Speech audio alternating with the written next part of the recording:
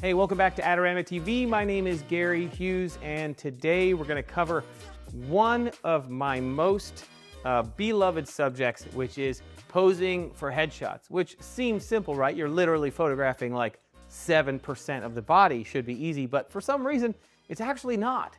And I see photographers make some of the same mistakes quite a lot when getting into this genre.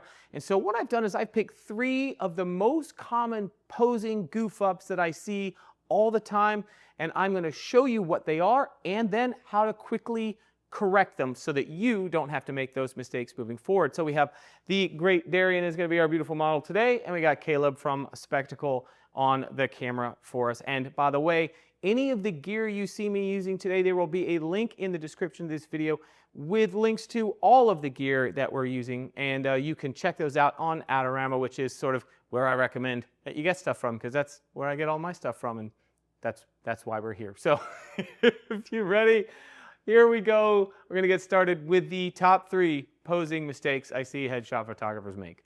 So today I'm shooting with the Fujifilm GFX 100S2 and the GF45 to 100. That's just a real sort of general right in the middle portrait length working lens. For full frame cameras, it'd be about the equivalent of a 24 to 70 probably. And so I've got a small softbox here on the Flashpoint Explorer 600 Pro for my main. And also I've got a new item that I just picked up, which is for this edge light, because Darian's got this beautiful cheekbones and face structure that I like to carve out with light. So I'm using a Glow Easy Lock strip box back there, powered by the Evolve 200 Pro 2 TTL. And the reason I upgraded to that one from my old Evolve 200s was because it's got this full color menu, it's got a bicolor, it's got all these fancy cool upgrades. It's a worthy upgrade, but the real reason I wanted it is because it's got these channel indicator lights so that I can see from here that that is on channel B, and then I can see from here that that's on channel A. So I'm upgrading to all the newest Flashpoint stuff because I never have to go over there and look at it again to know what channel I set it to, and to me that's worth the upgrade. So we'll have links to all that stuff in the description. So Darian is demonstrating for me very naturally problem number 1, like posing mistake number 1. And this is one I call the groomsman pose. A lot of people, when they get in front of a camera, they do this. They just stand there, they clasp their hands in front of themselves, bad posture, and it's not typically what you're going for in a headshot. One thing that it does is it tends to bunch up the jacket and cause unnecessary wrinkling. The other thing that it does is it rolls the shoulders forward and it takes kind of away the confidence and power and presence of somebody. And it just sort of is conducive to a headshot that doesn't look powerful. And in most cases, I'm trying to make someone look powerful, accomplished, and successful. And you'll find that probably like 50% of the time when someone steps in front of your camera, they're going to do this naturally. In fact, I call it the groomsman because this is how, like, if you've ever been in a buddy's wedding as a groomsman or a bridesmaid, or like, the groomsmen are always told by the wedding coordinators to stand like this. And anyway, it's not great. It's basically the human equivalent of a dog tucking its tail between his legs. It doesn't look awesome. And so when you get this in front of you, I typically think of it posing mistakes that occur naturally and then posing mistakes that photographers make. This is one that just people sort of do. And so rather than like tell them they're doing something wrong and mess with it, you just kind of unwind it one thing at a time. So the first thing I do to unwind it is, Darian's facing me straight on here, and I usually will take my first headshot with a new subject. I will usually take the first one straight on. I do like a straight on headshot as well as moving around. So I'm not going to start reposing him. I always think, take what's in front of you and adjust it, and that's the best way to start rather than reconfiguring a pose from scratch. So the first thing you do is get them to unclasp their hands. So you can either just be like, hey, Darian, do me a favor, would you mind unclasping your hands, just let them relax at your sides? That works pretty well. However, some people will keep doing this over and over again. You'll find that's just their default position, especially when they're uncomfortable, like having their picture taken. So very often, if they're wearing a suit, I will have them put their hands in their pockets. And so if we do that, Darian, just go ahead and lift up your jacket, stick your hands in the pocket of your pants there. Good. And now as long as you're willing to just work a little bit harder to get the jacket to sit right, hands in the pockets really don't mess with anything. So what I'll typically do is I'll move up here And then is it okay, Darian, if I adjust your jacket? You might just have to give it a little tug down just so that it sits right, and then you're good to go. All right, so that's the first way that you start to kind of unwind that. The second is going to be that you got to correct the posture. So I'll typically use my hands, my voice, and my body, to all the three at the same time, to direct a subject. And one of the reasons I shoot on a tripod is it gives me the ability to do that, to make eye contact, to use my hands, to use my whole body to direct people. So Darian, what I want you to do is, this is my move right here. You ready? You go straight up. And now once you go up, people tend to lock their shoulders when they get good posture. So it's always straight back, relax your shoulders. And that gets you kind of where you need to be. Now the last part is to get the face a little closer to the camera. So rather than trying to explain to people that they should be like a turtle or a chicken or whatever, I found that if you give somebody a real world scenario they can wrap their head around, they do something you need them to do more naturally. So in this case, to get someone's face closer to the camera, I will typically say something like, Darren, I want you to pretend like I'm talking really quiet, but you're like leaning in to listen. Can you do that? Boom. Yeah, maybe not quite that much. Yeah. Like really push your chin like, what does he say? That's the move. Yeah, there you go. And now let that small smile just start to touch the corners of your mouth. There you go. Bam. And let it touch and crinkle your eyes just a little bit. Bam. Got that going. Now, we're going to demonstrate that before and after. All right. Darian, give me the groomsman pose again. All right. Remember that. Yeah, there you go. Bad posture, lock shoulders. All right, so here's the groomsman.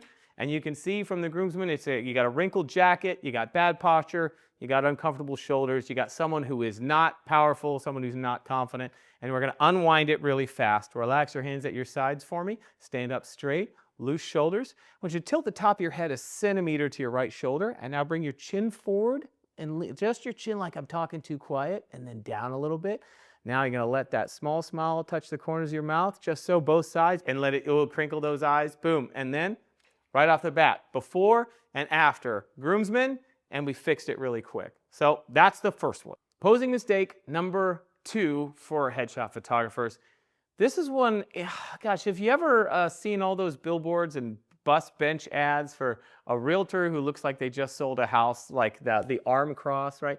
The arm cross is an incredibly popular and useful pose. I don't mean to make fun of it. So if you're going to do the arm cross pose or the realtor who just sold a house, it's called timed close. It's time to make a deal. Let me show you what I look for in that so that I think it looks better. This is my opinion entirely. Everybody's got them, but this is what I do. Okay, so Darian, do me a favor. Give me the arm cross. You just sold a house. Okay, right off the bat, looking at Darian, you can tell he has made mistake number 2, and I see people do this a lot. And again, and I use the word mistake in quotes. This is something that I don't love. Also something that in certain circumstances can probably look good, but most of the time it doesn't, all right? So turn to me a little bit to the side, because I don't know why people do this, but when they arm cross, people tend to give you the side. That's like the pose that's in everybody's head. So I'm going to go ahead and take this picture. Now what you're going to see in that photo, you'll notice that the hand, which by and large is about the same size as someone's face and roughly the same color, which means when the light hits it and it's a little closer to the camera, it's going to get a little more illumination, and visually it's going to take up more space. I call this the claw. So you'll see that a lot when people cross their arms for an arm cross pose. They'll just big old claw on the outside of their arm. And so I don't like the claw, but I also like hands to show because they can partially tell part of a person's story. So Darian, what I want you to do is uncross your arms. And when you cross your arms, I want you to have one hand go down into the rabbit hole and the other one come up so I can see the fingers on the other hand. So yeah, there you go, boom. And now bring your fingers together for me so that they're not so separate. And then now relax your shoulders. Yeah, you want the arm cross to be as low as possible, letting your elbows weigh your shoulders down. You don't want to look like a bouncer. You want to look like somebody who we're having a conversation and it's warm and it's open.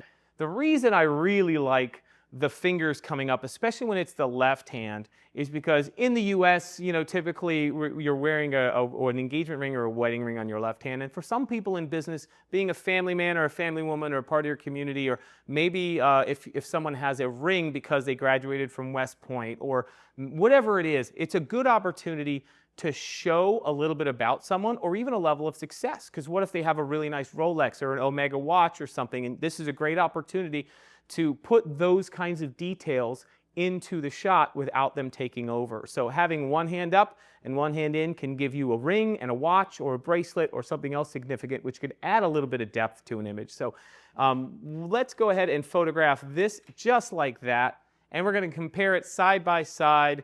We're going to do the rabbit down the hole, fingers up versus the claw. And you can decide which one you think is better. Now, I do think that the claw can work in certain circumstances, but for most people, I don't think it is a great idea, because I really like for the focus, for all of the viewer's attention to really be on the face and on the expression for a headshot. So that's how you beat the claw: one hand down, one hand up. Headshot posing mistake number 3 is the barbershop. So this is something that I see all the time. It's a thing that photographers tend to do. It falls under the category of mistakes that the photographer makes, not things that people do naturally. So this is trying to get your subject to lean into the camera, to create visual interest, to bring their face the closest thing to the camera, but it ends up giving the image a kind of a really, like an almost amateurish, off-balance feel to it. And it can also, depending on how the person's built and what they're wearing, it can create a lot of unflattering body positions, wrinkles in the clothes and wrinkles in the neck, stuff like that. So this is one that I am constantly trying to avoid, the barbershop. So I'll show you the barbershop and then I'll show you how to fix it. All right, so Darren, what I want you to do is you're going to turn a little bit to your right, just 2 or 3 degrees off center. That's perfect. And I want you to go ahead and give me the arm cross. But we already fixed the claw, right? So do it right. This is where the barbershop comes in. Is you're going to tilt your head this way, like you're leaning into the camera, and now turn your body a little bit more towards me. There we go. So this, I called the barbershop because it always reminds me of a barbershop quartet going like, ta-da, leaning in, and it just stuck in my head. So if you're wondering, like, why is he calling it the barbershop, that's why I call it the barbershop. Let's exaggerate this even a little bit more. Turn even a little more this way, Darren, and now tilt your head to that left shoulder. Keep going, keep going. Turn your head a little more this way in the light. There we go. All right. Now, the reason I see this all the time, and the reason I think it doesn't work well, is because, one, it's pretty unnatural. Nobody really stands that way, you know, and so it's a little unnerving, although it does create an interesting diagonal. But one of the things that it does is when your subject is turned to the camera and then you lean their head and their body toward the camera, what you're doing is, if they happen to be carrying extra weight around their face and around their neck, is you're pushing all that weight to the camera. It can even spill over the collar and create neck wrinkles, and now you're shooting directly into what is a very unflattering angle on somebody who otherwise you could make look great. And so what I want to have you do is we're going to correct the barbershop, and then I'm going to go show you a couple of examples of how to do that kind of a head tilt but make it look really good. All right, so relax those hands at your side for me, Darian, and then give that jacket a tug. So stand up straight for me and relax those shoulders one more time.